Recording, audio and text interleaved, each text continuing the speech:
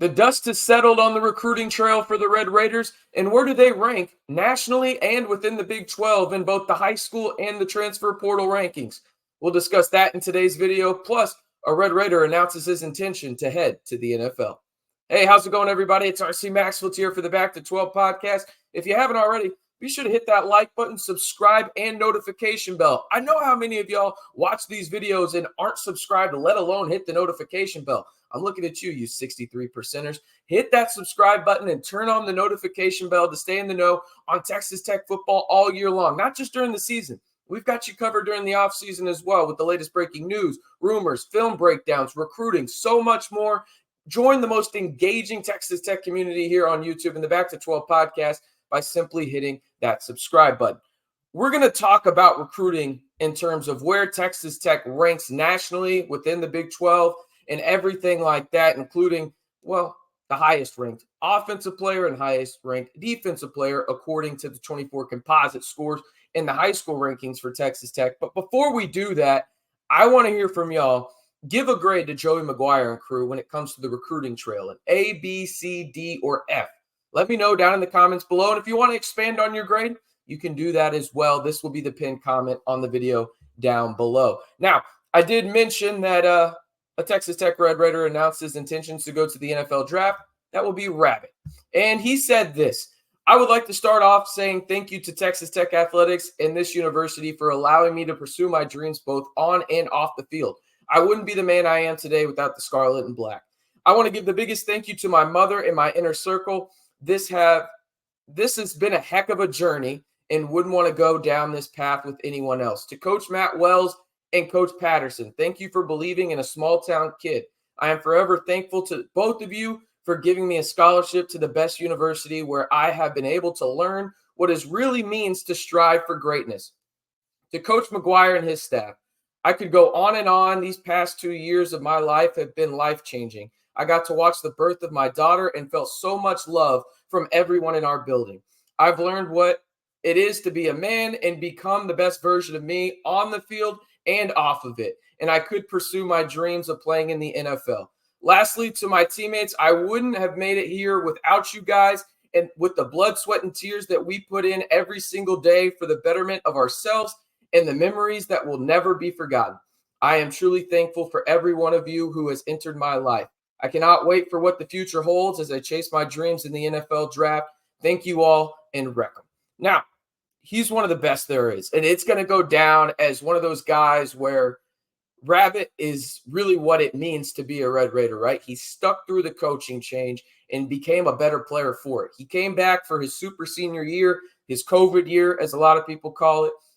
And if he would have left last year in terms of gone into the draft last year, I don't think he gets drafted. He comes back, he shows what he's all about on the field, makes an impact on a good Texas Tech defense, and now I think he has a chance to be a late-round NFL draft pick. So if you're excited for Rabbit going to chase his dreams in the NFL, simply like the video. All right, let's get into this Texas Tech recruiting report card. As you can see at the bottom of your screen right now, 36 players in total signed with the Red Raiders, both in the high school and the transfer portal rankings. A balanced approach for Joey McGuire and crew in terms of offense and defense. You had 20 offensive commits. Quick math, 16 defensive commits. On the high school side of it, we know who the top-ranked player was. It was Micah Hudson, right? He's the offensive player in terms of that everybody wants to see, him and Will Hammond. But you got Cheta on the defensive side. He is the top-ranked defensive player. Now, where does Texas Tech rank currently in terms of the high school ranks from the three major recruiting sites? You've got 24/7. They got him at 23rd, as well as Rivals at 23rd. Both of them have Texas Tech first in the Big 12. Now, On3 has the Red Raiders as the 21st ranked recruiting class in the country, first in the Big 12. So Joey McGuire and crew, James Blanchard, Brian Nance, Jake Pittman, so on and so forth. They did a phenomenal job in the high school ranks. Now, where does the Big 12 rank nationally in terms of what are the teams back behind Texas Tech? And we've got it down at the bottom of your screen right now, and I'm rolling through it. Now, I want to preface, this is from 24/7, their rankings. Texas Tech, as I mentioned, at 23rd. A sizable gap between the next team in the Big 12 in terms of the high school rankings and the Red Raiders. That would be the TCU Horned Frogs at 31st, then UCF at 32nd. Another sizable gap between UCF and the number 4 team on this list. It's Kansas. And then you've got a bunch of teams from 44 to really 66 if you're Texas, or if you're the Big 12, excuse me.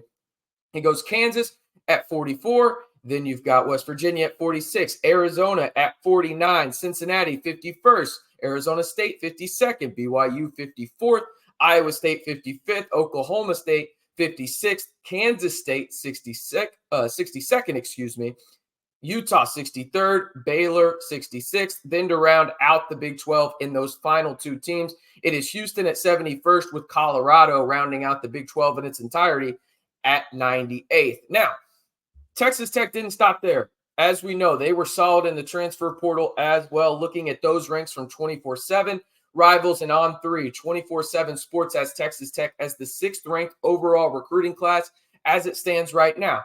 I should preface before we go too much further, the recruiting aspect of the rankings when it comes to transfer portal, it's still likely to change a little bit. High school, it'll change some because of February and that being National Signing Day. But really, National Signing Day really starts at the early period now. As you could see, Texas Tech signed every one of their commitments in high school in the early signing period. Transfer, a little different, right? That can still go on a little bit, really leading into when guys get on campus in early January.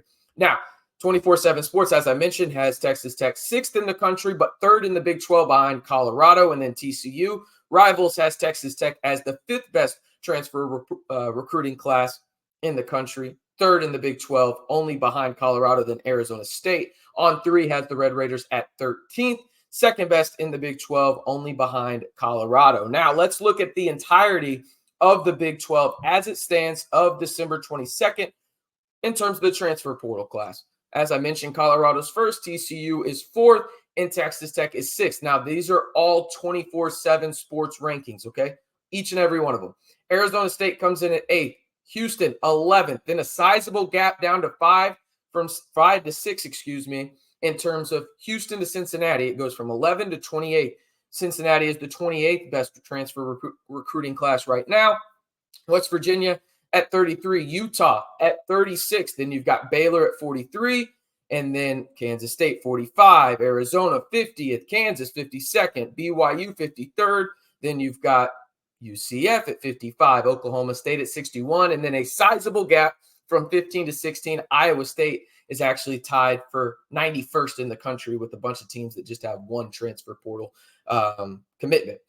Overall, though, when I look at this in terms of everything that went down for Texas Tech and still happening a little bit, I think Texas Tech, if they were to add another player via the transfer portal, it would be on the D-line at that D tackle spot, nose guard, whatever you want to call it. I think that that's where Texas Tech is trying to find after they lose the commitment of Danny Seeley over to BYU after he originally committed to Texas Tech.